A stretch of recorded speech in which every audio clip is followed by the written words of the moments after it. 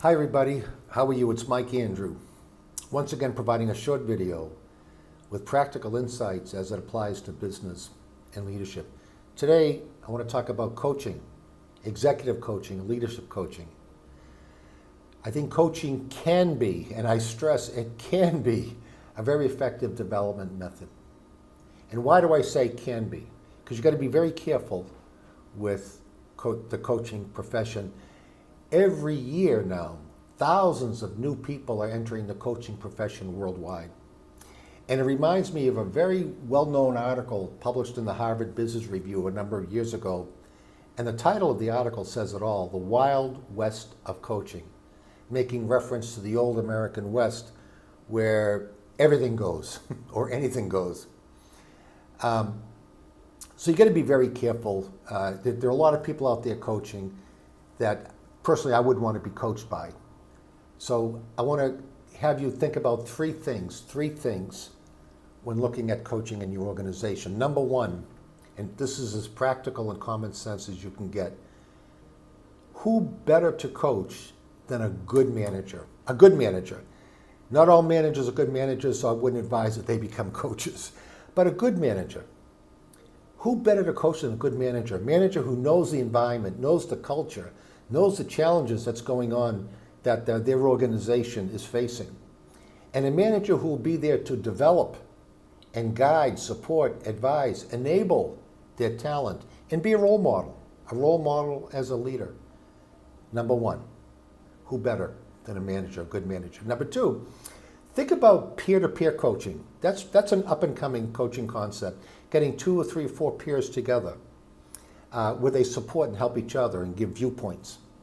And while that's effective in helping the manager deal with dilemmas or challenges on his or her job, it's also developing coaching skills that they can apply in their management role. And number 3, this is a big one for me, and it's really a strong opinion I have. And that is, when looking for a coach, find someone that has corporate management experience, who's been there and done that as a corporate manager or executive.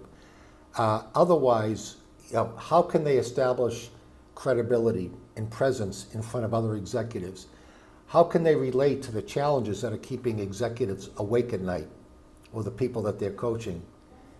Really important. I'm not downplaying whatever certifications they have, but I'm more upplaying people that have corporate management experience. We have coaches that we bring in, and that's our number one requirement. Do they have corporate management experience? One of our coaches from the outside is a retired vice president of a Fortune 50 company.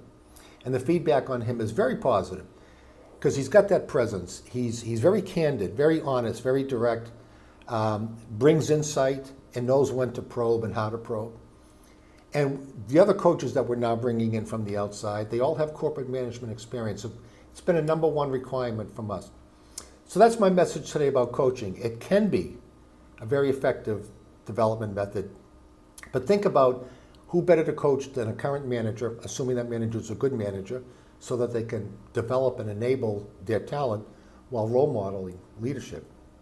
2, think about peer-to-peer coaching. And 3, if you're going to select a coach, make sure that, in my opinion, that they have corporate management experience. They've been there, done that. They have their presence, they have that credibility, and they can relate to the challenges being faced by the executives that they coach. Thank you for listening, and we'll see you next time.